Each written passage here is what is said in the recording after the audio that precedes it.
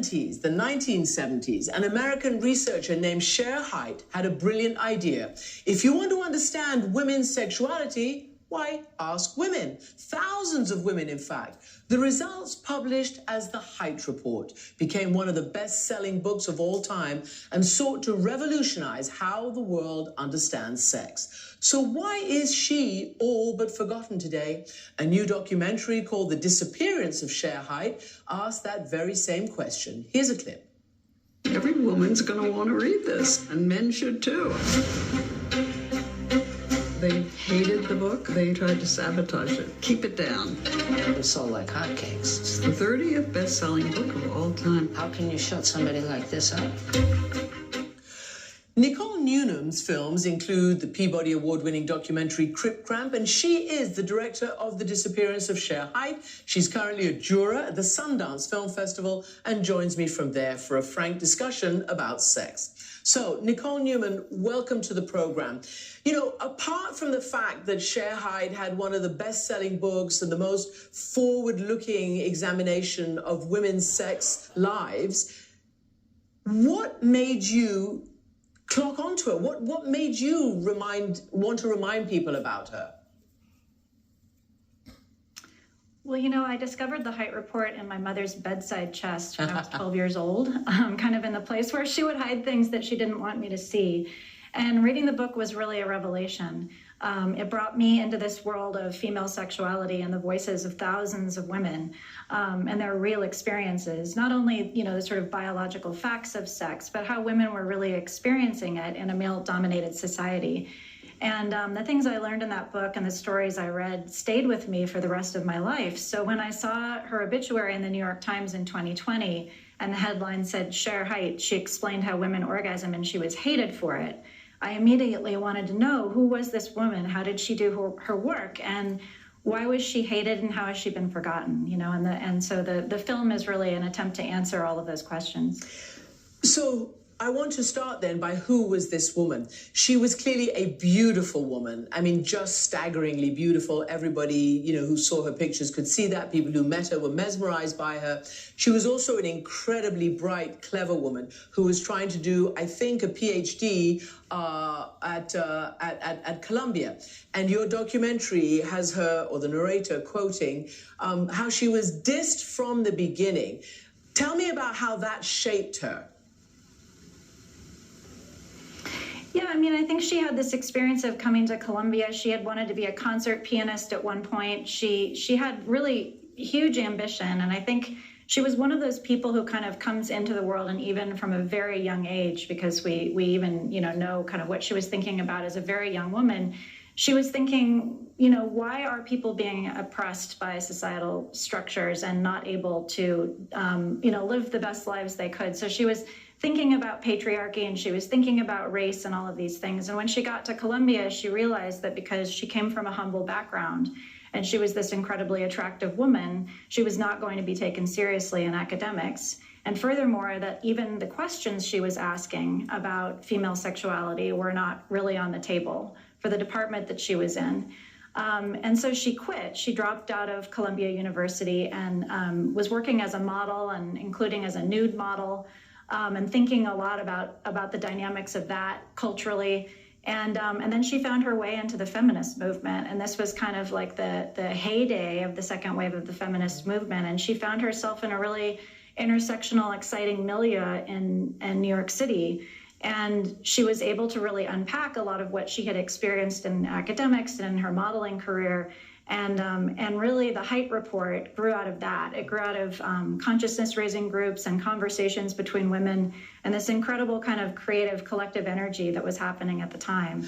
And that was something that we really wanted to try to bring alive in the film too, because I think, you know, today as women's rights are increasingly under attack, it's important to remember that that kind of collective movement can really bring about cultural change. And I think that, you know, the research that was the kind of bombshell that was the Hite Report really did change the world, and it really was brought about by this determined woman and her colleagues in the feminist movement. So let's talk about the bombshells that she brought to the world with the Hite Report.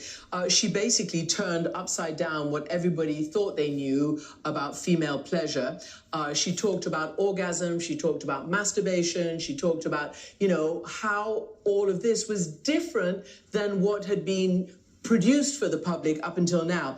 All these words that were taboo that sometimes we even have to, still bleep. But here's a clip all the way back all those years ago when the interviewer uses these words and actually is talking to her about them when the report came out. Let's just play this clip. At the start of your book, you write, masturbation is, in a very real sense, one of the most important subjects discussed in this book and a cause for celebration. Would you talk about that? Well, masturbation is really a cause for celebration because it represents female sexuality underground. The majority of women, even since Kinsey's time, know how to masturbate to orgasm easily, regularly, with great pleasure. So this shows that women know how to have orgasms when they want, contrary to the popular stereotype that women have a problem, in quotes, with sex. That's pretty radical stuff for 1976. Yes, it was. I looked sort of nervous. Yeah. Did you feel nervous? I mean, you were talking about things people didn't talk about. I suppose I was nervous, of course. Nicole, talk about the revolutionary stuff. What was it that she discovered that, for instance, the Kinsey report didn't yet, before her hadn't said, and before that, Masters and Johnson? She took the whole exploration and investigation of women's sex much further. She really did. I mean, there was still this prevailing notion at that time that the majority of women were having orgasms from intercourse. And the idea was that it was even though the clitoris had been targeted as the way that women orgasm, there was still this idea that that women should have indirect stimulation and that should produce an orgasm. And Shere Hite, by asking 3,000 women in these kind of beautifully constructed narrative anonymous surveys, found out that 70% of women were not having orgasms through intercourse. And that really did kind of revolutionize everything, but also she really talked about it in terms of women's voices and women's agency. And her hope was that she could, what she said was undefined sex, and encourage us to rethink how we define it is just like a little bit of foreplay, intercourse. The male has an orgasm and there's an assumption that the woman does, but really say how could we have better sexual relations, better conversations, and understand what each other are feeling. And that was incredibly radical at the time. And I think that it's fair to say that we kind of live in a post-Shere Hite world, and that's one of the reasons why it's so stunning, that her work and her contribution have been forgotten.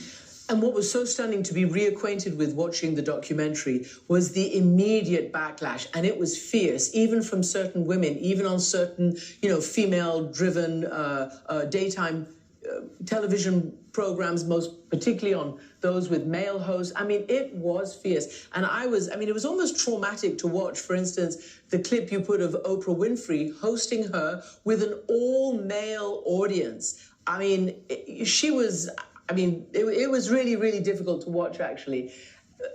But they decided that she was against men. She was writing, science or not science that meant that men were dispensable and women didn't need men. But she actually was writing about men as well and men's emotional lives. Talk to us about the backlash.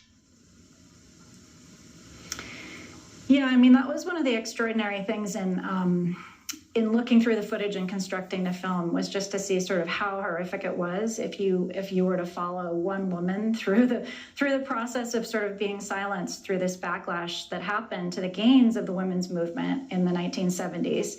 And this was sort of throughout the entire 1980s. And Shere wrote this book about male sexuality, as you mentioned, and that book was asking men the same kinds of questions that she asked women.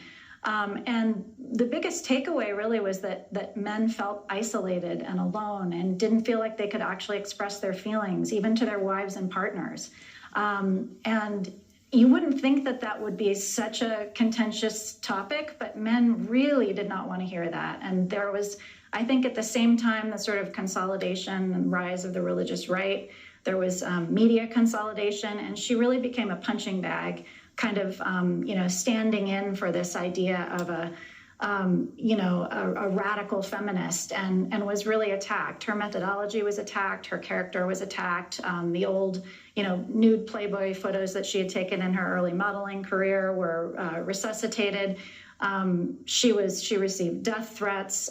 It was really horrific. And I think a lot of people have said to me, well, why did she keep going on these shows just to be taken down and attacked? And I really believe it was because she believed in her message. She really wanted to get her message across. And I think we forget how hostile the media environment was for women at that time who were speaking out and suggesting that we change things and challenge the patriarchy. But it really was, and it eventually became, just too much for her. I want to just play a small clip about the modeling, because a lot of the interviewers and a lot of people said, well, who is this woman who's talking about and wants to be taken seriously?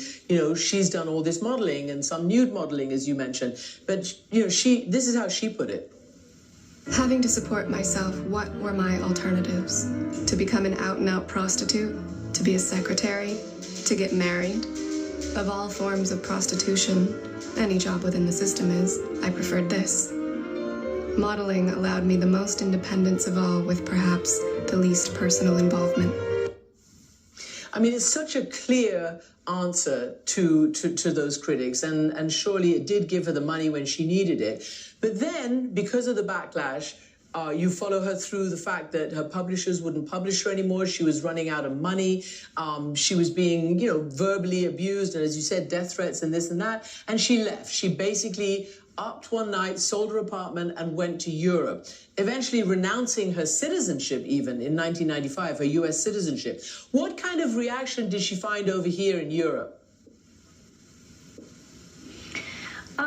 She found a better reaction in Europe. I mean, I think what she found was a culture in which she could really express herself and kind of the fullness of who she was. I came to sort of see her entire, the creation of her persona and kind of her own identity and who she was in the world as sort of a big piece of protest art in a way. I mean, all the way along, she completely refused to not be who she was, which was a beautiful sexual woman who liked to dress up, who liked to have, red nail polish on and sexy clothes and go on TV and talk about intellectual things. And she was, she was really a victim of this double standard that we still hold for women. And in Europe, I think it was lighter. She could play around with her identity. She got involved in sort of feminist art projects, and she was on, kind of very creative TV shows in England. She had a great time in Paris. But on the other hand, in watching a lot of the media that she continued to do once she moved to Europe, and she kept writing and publishing books, including books, for example, on, the nuclear family, which never got published in the United States. But that's an incredibly interesting work. And she did continue to receive a lot of misogynistic treatment on TV shows, and her friends would tell me that, she would just go on and wait until they started talking about her appearance and or flirting with her or not taking her seriously. But she never stopped. She was uncompromising in how she wanted to represent herself, and I think in that way she's kind of an icon for a younger generation. Yeah, and I was going to say that's one of the things I assume you wanted for the people who watch this, particularly young girls and men. Nicole Newnham, thank you so much indeed. As we heard yesterday on the show,